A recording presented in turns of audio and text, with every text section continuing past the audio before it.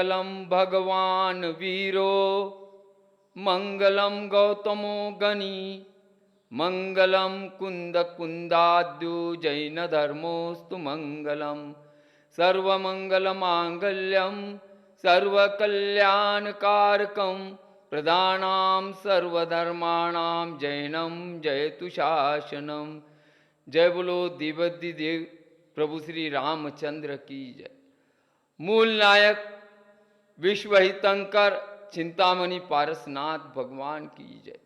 प्रथमाचार्य चारित्र चक्रवर्ती आचार्य श्री शांति सागर जी गुरुदेव की जय।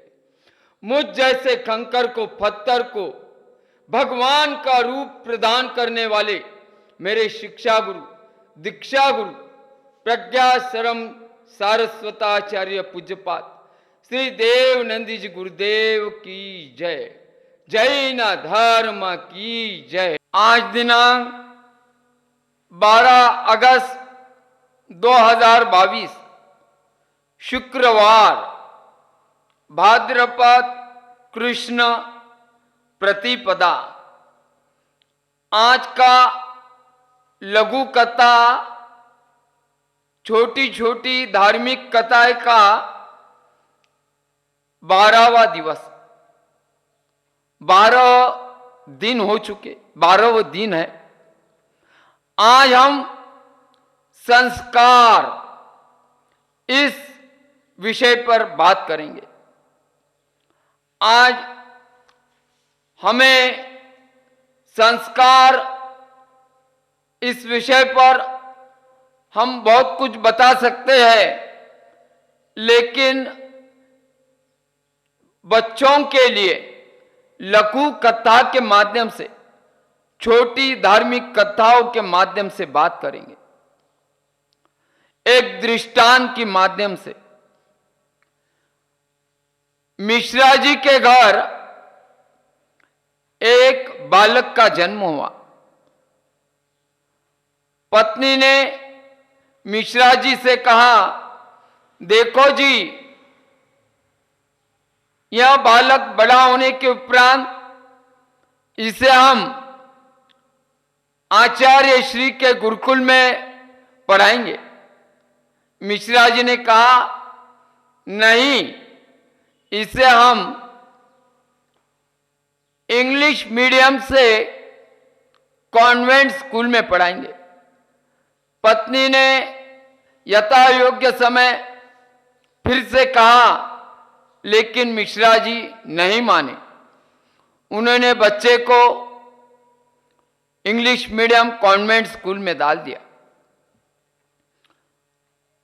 कुछ साल उपरांत मिश्रा जी के यहां दूसरे बालक का जन्म हुआ।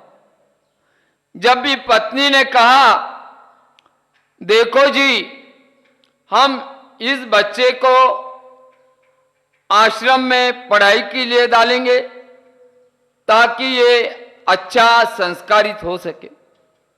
मिश्रा जी नहीं माने। मिश्रा जी ने कहा, नहीं, इसे इंग्लिश मीडियम में ही कॉन्वेंट्स में पढ़ाएंगे। पत्नी ने कहा, आचार्य के गुरुकुल में ना सही, गांव की सरकारी स्कूल में पढ़ा देंगे। मिश्रा जी नहीं माने और मिश्रा जी ने 2 नंबर बच्चे को, दूसरे नंबर के बच्चे को बाजू के गांव के इंग्लिश मीडियम के कॉन्वेंट स्कूल में दाखिल करा दिया। कुछ साल उपरांत मिश्रा जी के यहां तीसरे पुत्र का जन्म हुआ। उस समय भी पत्नी ने कहा, देखो, यहां स्कूल में जाने लगे, जब हम इसे आचार्य श्री के गुरुकुल में दाखिल करा देंगे और इसे वहां पढ़ाएंगे। समय आने पर पत्नी ने आचार्य के गुरुकुल में दाखिल करने के लिए कहा। मिश्रा जी ने कहा, बच्चे को भूखा मारना चाहती है क्या? भूखा रहेगा बच्चा, नहीं, हम इसे बाजू के शहर के अच्छे कॉन्वेंट स्कूल में डालेंगे। पत्नी चुपचाप बैठी रही। मिश्रा जी ने उस बच्चे को शहर के बड़े कॉन्वेंट इंग्लिश स्कूल में दाखिल करा दिया। समयानुसार चारों पुत्र पढ़ाई करके अपने अपने योग्य स्थान में कामकाज में लग गए। बड़ा पुत्र डॉक्टर एमबीबीएस पोस्ट ग्रेजुएट बन गया, अच्छा सा हॉस्पिटल खोलकर दवाखाना चालू कर दिया। दूसरे नंबर का पुत्र बैंक में बड़े ऑफिसर के पद पे आरूढ़ हुआ। तीसरे नंबर का पुत्र इंडस्ट्रियल एरिया में एक इंडस्ट्री में एडमिनिस्ट्रेटिव ऑफिसर के बड़े पद पे आरूढ़ होगा। और 4 नंबर का पुत्र गांव के सरकारी स्कूल में छोटी नौकरी करके गांव में खेती बाड़ी करने लगा। एक दिन मिश्रा जी और पत्नी घर में बैठे थे। मिश्रा जी ने देखा पत्नी कुछ नाराज लग रही है, पत्नी कुछ उदास बैठी है। मिश्रा जी ने पत्नी से उदासी का, निराशा का कारण पूछा। पत्नी ने कहा ऐसी कोई बात नहीं है।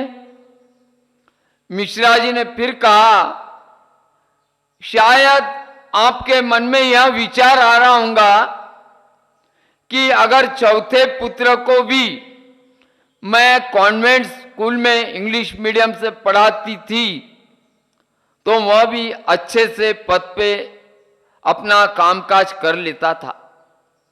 यही आपको चिंता खाए जा रही है। पत्नी ने कहा नहीं नहीं, वह बहुत अच्छी स्थान पे है और चौथा पुत्र बहुत अच्छा बन चुका है। मिश्रा जी ने फिर कहा नहीं, आप 3 पुत्रों को देखकर चौथे पुत्र के लिए चिंतित है। आखिर बात बढ़ने के उपरांत पत्नी ने कहा कल मैं दूध का दूध और पानी का पानी कर दूंगी। हम आपको बात संस्कार के ऊपर समझा रहे। आज हमारे परिवार में धार्मिक संस्कार देने की अत्यंत आवश्यकता है। आज हमें घर के बालकों को मंदिर में लाना है। मंदिर में धार्मिक संस्कार और बड़े परिजनों के लिए विनयशीलता सिखानी है। अब दूसरे दिन मिश्रा जी की पत्नी ने अपनी साड़ी का पल्लू फाड़कर और नाखून से कुछ खरचोटों को खींचकर शाम के रात के समय बाहर आंगन में बैठ गई। रात में प्रथम पुत्र बड़ा डॉक्टर शिक्षित जैसे ही आया मां को देखकर पूछा मां तेरा यह हाल किसने किया है? मां ने डॉक्टर से कह दिया बेटा तेरे पिता ने मुझे मारा है। डॉक्टर शिक्षित मां से कहता है मां बुड्ढे की इतनी हिम्मत जो तुझे मारे? कहां है बुड्ढा? मां कहती है बेटा वो बाहर गए। डॉक्टर ने मां से कहा मुझे भूख लगी है, मैं भोजन करके सो जाऊंगा। मिश्रा जी अंदर रूम के अंदर बैठे बैठे सुन रहे थे। कुछ देर उपरांत 2 नंबर का पुत्र बैंक में बड़े अधिकारी पद पे बैंक अधिकारी आया। दूसरे नंबर के पुत्र ने अपनी मां की हालत को देखकर कहा मां क्या बात है, यह हाल तेरा किसने किया? अब मां बैंक मैनेजर से ऑफिसर से कहने लगी बेटा तेरी मां ने मुझे मारा है, तेरे पिता ने मुझे मारा है। मां अपने बैंक ऑफिसर पुत्र से कहती है बेटा तेरे पिता ने मुझे मारा है। अब बैंक ऑफिसर अपने मां से कहता है मां बुड्ढा सटिया गया क्या? बुड्ढे की इतनी हिम्मत जो तुझे मार रहा है? मां बुड्ढा कहां है बता, अभी मैं सीधे कर देता हूं। मां ने बैंक ऑफिसर से कह दिया, वह बाहर गए। बैंक ऑफिसर कहता है मां बुड्ढा आने के उपरांत मुझे बता देना, मैं बुड्ढे को ठीक कर दूंगा। मैं रूम में जाके सो रहा हूं। कुछ देर उपरांत तीसरे नंबर का पुत्र इंडस्ट्री में एडमिनिस्ट्रेटिव ऑफिसर के पद पे आरूढ़, वह जैसे ही आया दूर से मां को देखा। मां को देखने के उपरांत आग बबूला होकर मां से कहने लगा हे मां ये क्या हो गया? मां ने एडमिनिस्ट्रेटिव ऑफिसर से कह दिया तेरे पिता ने मुझे मारा है। अब शिक्षित पुत्र अपने मां से कहता है मां कहां है बुड्ढा? बुड्ढा कहां गया बता मां। मां कहती है वो बाहर गए। तीसरा पुत्र मां से कहता है मां बुड्ढा आने के बाद उससे कह देना इस उम्र में अपने औलादों के हाथों से जूते खाने के है क्या? क्या इस उम्र में उसको अपने औलादों के हाथ से जूते खाने हैं?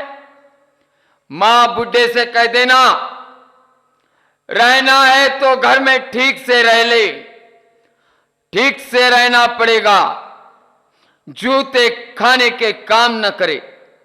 सख्त बीमार हूं और तेरे पिता ने मुझे दवाखाना लेकर गए, डॉक्टर से जांच करके दवाइयां लेकर आज मेरे पास बैठकर मेरी सेवा कर रहे। बेटा घर का सारा काम काज धोना, कपड़े धोना, बर्तन मांजना, झाड़ू पोछा लगाना स्वयं तेरे पिता कर रहे और मुझे भोजन करके समयानुसार दवाइयों के साथ सभी चीज दे रहे। बेटा मैं इस दुनिया की वह भाग्यवान पत्नी हूं, स्त्री हूं कि मुझे ऐसे पति मिले। मैं इस दुनिया की सबसे बड़ी भाग्यवान स्त्री हूं। मां बोल मां तूने यह कहा था। मां जब तुझे इतने मेरे पिता मन से चाहते, तुझे एक शब्द बोल नहीं सकते, तो क्या मेरे पिताजी तेरे ऊपर हाथ उठाएंगे? मां, नहीं, मेरे पिता बहुत अच्छे हैं, सभी से जान लगाते हैं, सभी से प्रेम करते हैं, और विशेषकर मां तेरे ऊपर उनकी प्रेम की छाया बहुत अलग है। आज वह तुझसे और दूसरे के लिए इतना प्रेम हमसे भी नहीं जितना तेरे से करते। मां, हमारे पिता बहुत अच्छे, बहुत अच्छे। मां के आंखों में से आंसू चालू हो गए। मां ने अपने पुत्र को गले से लगाकर फूट फूट कर रोने लगी। जब मां की नजर ऊपर उठी, पीछे मिश्रा जी खड़े थे और मिश्रा जी के दोनों आंखों में से पानी की धारा चालू हो गई। आज हम बात को समझाना चाहेंगे। ध्यान में रखना, अगर आप लोग सोचते होंगे कि मेरी बुढ़ापे की लाठी मेरा बच्चा तय करेगा, ध्यान में रखना, आपकी बुढ़ापे की लाठी आपका धन तय नहीं करेगा। आपकी बुढ़ापे की लाठी आपका धन तय नहीं करेगा।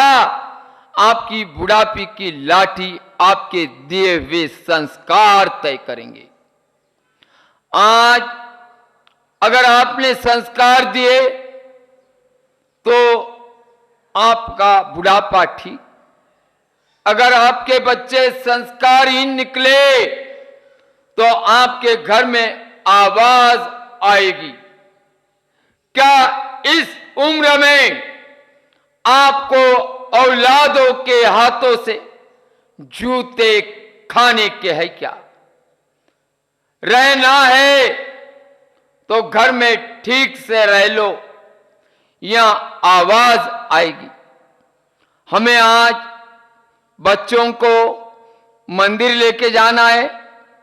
अरे आप लोग तो बच्चों को लेके जाते हैं उंगली पकड़ के, लेकिन स्कूल के बस स्टॉप के लिए वही उंगली पकड़ के जरूरत है मंदिर में भी लाने की, जिससे आपके बच्चे संस्कारित हो और वही संस्कार आपकी बुढ़ापे की लाठी आगे चलकर बनेंगे।